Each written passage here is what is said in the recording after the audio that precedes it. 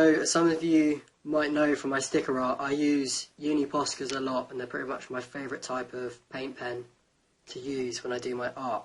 And pretty much I haven't managed to find any good tutorials online about how to use these pens. And I absolutely love them, and I think they've got so much potential. So I just decided I'd put this tutorial together to show you like a bunch of techniques that I use, just to give you some ideas of what you could possibly do with them. I'm not saying this is everything, but it's just some starting points that just might help you guys. Cool, so let's get started with how to open a new Posca pen. So it will come in this little shrink wrap, which if you just turn like that, you can just pull the wrap off. And then what the instructions on the side tell you to do is they tell you to shake the pen and then depress the nib. So you can see currently this nib is white as there is no ink in it. With my tips about shaking the pen, I'd say give it a couple of shakes. You can feel the ink is slightly thick. Once you feel it flowing, that's enough, guys. No need to press it anymore. Now, when you press down this nib, one thing you'll do is if you press it too much, you're going to round off this end. So what I'd say is try to press it just a couple of times, like this. And what you'll start to see is you'll start to see the ink coming out here. Once it does this, just start holding it down for a bit, because the ink will actually feed its way through the nib, and there we go, you can see the ink has found its way out, and that saves you having to press the nib down as much. And there we go, pen's working. If you press the nib a bit too much, you'll probably find that your pen is going to start blobbing, and you're going to get a bit more ink than you wanted. The only way really to deal with that is just keep running the pen out. One thing to definitely not do is to shake it. If you shake it now, currently you can get ink coming out the end, it makes an absolute mess, so please don't do that.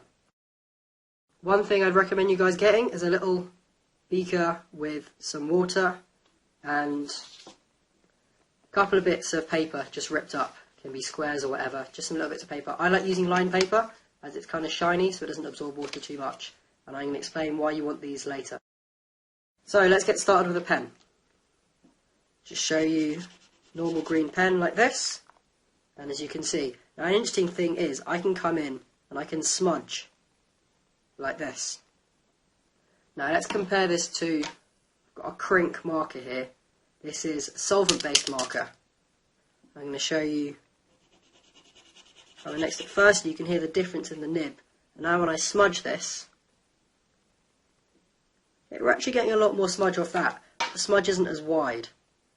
Now, here comes the water. If I get a little dab of water on my finger and bring it in on the Posca, you'll see that I'm able to smudge like this and create this sort of watercolour effect. However, now, coming in on the crink, you'll see that there is absolutely no smudge. There's a tiny bit, but that's pretty much the green coming off my finger. And this is a really nice technique that I love to use. Obviously, if you want a really quick drying pen, then crink or any other solvent-based paint pens are great. But one thing I really love about Uni Poscas is how slow they are in their drying, and the fact that before you've let them dry completely, you can keep wetting them and adding to it. Cool, so this technique, which I want to show you, is where you use a piece of paper like a paintbrush. So I'm just going to use a red Posca this time. I'm just going to scribble a nice amount onto this piece of paper. And now, turning it upside down and pressing, you can see that I can apply some red, just like this. And if I come back, add a bit more, I can come back and add a couple more of these smudges. And this technique can be really, really nice as a background technique for creating textures or coming on top of, like this green section here, you see I've added a texture on top. So again, there's another really nice use for the paper. So let's get on to the next technique. So for this technique, I want to show you how to mix two pens, and you can actually use your hand to do this. So as I mentioned, I don't think I mentioned, Uni Poscas are actually water-based, which means they're perfectly safe to apply to your skin.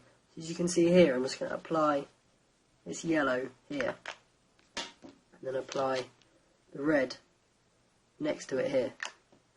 Now just using a dab of water, I'm just going to mix the two together. You can see I produce this orange, which I can then just apply to the page like this. You can see I can just paint with this orange. Obviously it's slightly limiting in the fact that This is all the paint I'm going to get. I can apply a bit more water, could add a bit more, but it's of course going to be thinner, do be aware of that. But I can of course just come back in with these pens, just remix and just keep applying, and this technique will keep your nibs of your pens clean. Obviously if you're not keen with mixing on your hands, I mean this can get pretty messy, you can of course mix on the paper, so you can just apply, let's just do the red and the yellow again. Just going to get a little dab of water just to help the mixing. Going to mix it up like that, and then using the technique I just described, we can try to smudge out. Personally, I'm not a massive fan of this one, as unless you're using this for a background technique, the actual spreading of the colour once it's on there is not great. I mean, we could always come in with a bit of water again and try to spread it out, but we're getting really quite a thin colour at this point. In this technique, I'm going to explain how I can merge one colour, here a yellow, into a red. And this you could use on any technique, for example, if you wanted to create a sunset. So just like painting, if you come in and gradually smudge this in, being really careful and working with the water, you can see that I can create this gradual change. Just getting a bit dry there. I can get this gradual change in colour, going from one colour to another. Now you see I've lost a bit of red here, so I'm going to add a tiny bit of red back in, and I'm just going to work this back.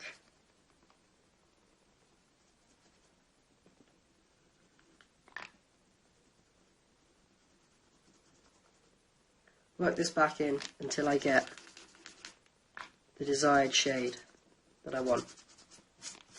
And there we go, we've got a pretty rich sunset effect where we've gone through the yellow into the red.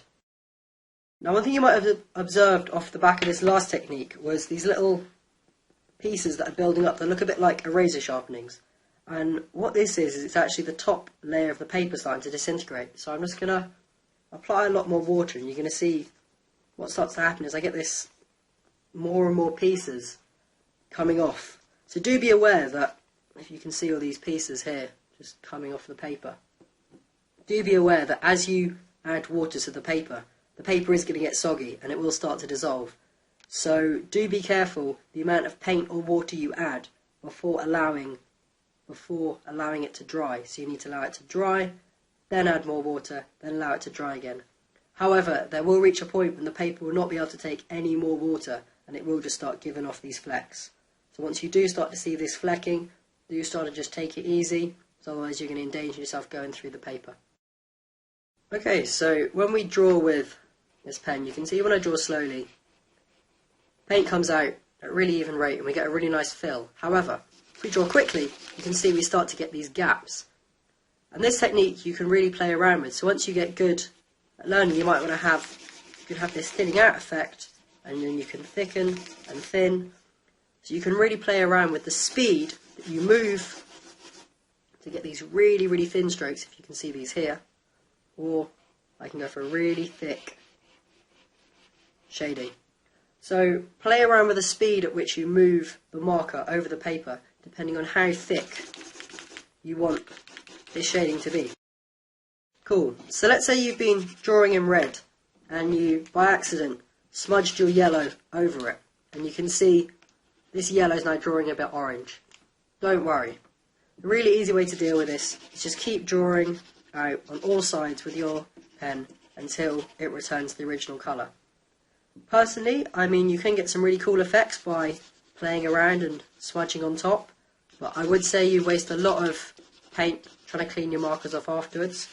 So I'd say stay with just the mixing techniques I've taught you earlier on in this tutorial, because you can really see how much paint I've just wasted just to clean off that marker. Finally, I'd like to introduce you to probably my favourite technique, which is smudging once you've drawn. So this would involve a piece of paper and a pen, and when you're using this pen, make sure you've got quite a lot of ink coming out.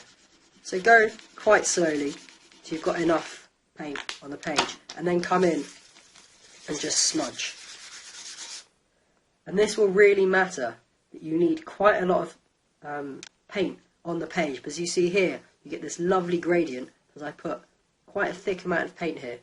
I'm going to show you if I do it too thinly when I come into smudge, I don't quite get as nice a gradient and I start getting holes in the texture where you can see I've ripped the paint away.